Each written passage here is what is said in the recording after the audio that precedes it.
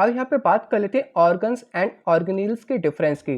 तो जो हमारे यहाँ पे ऑर्गन्स होता है वो यहाँ पे मल्टी सेलुलर ऑर्गेनिज्म में होता है, और जो हमारे यहाँ पे ऑर्गेनील्स होता है वो यहाँ पे मल्टी सेलुलर में भी होता है और यूनिसेलुलर में भी होता है। इसका मतलब जितने भी यहाँ पे यूकैरियोटिक सेल होंगे उसमें सभी में ऑर्गेनील्स पाए जाएंगे।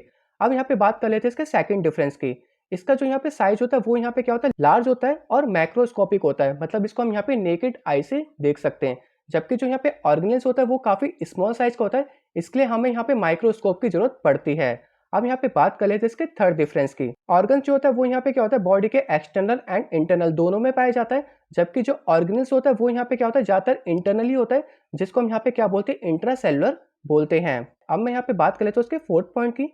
तो यहाँ पे ग्रुप ऑफ सेल से टिश्यू बनते हैं और सेल्स में हमारे यहाँ पे क्या होते हैं, ऑर्गेनिल्स बनते हैं। अब यहाँ पे बात कर लेते हैं ऑर्गेनिल्स की। तो जो यहाँ पे ऑर्गेनिल्स बनते हैं वो यहाँ पे क्या होते हैं, छोटे छोटे मॉलिक्यूल से मिलके बनते हैं, जिसको हम यहाँ पे क्या बोलते हैं, माइक्रो मॉलिक्यूल्स बोलते हैं। और यहाँ पे जो ऑर्गन्स होते हैं वो यहाँ पे क्या बनते हैं, ग्रुप ऑफ सेल से मिलकर बनते हैं। मतलब पहले ऑर्गेनिल बनेगा, फिर ऑर्गेनिल से हमारे यहाँ पे सेल बनेगा, और ग्रुप ऑफ सेल से हमारे यहाँ पे क्या बन रहा है, टिश्यू बन रहा है।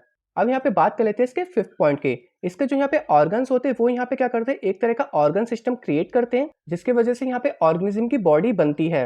जबकि यहाँ पे जो ऑर्गेन्स होते हैं वो यहाँ पे क्या करते हैं, सेल को प्रोड्यूस करते हैं। तो आपको यहाँ पे दोनों का डिफरेंस समझ में आ गया होगा। अब हम चलते हैं अपने नेक्स्ट क्वेश्चन की तरफ।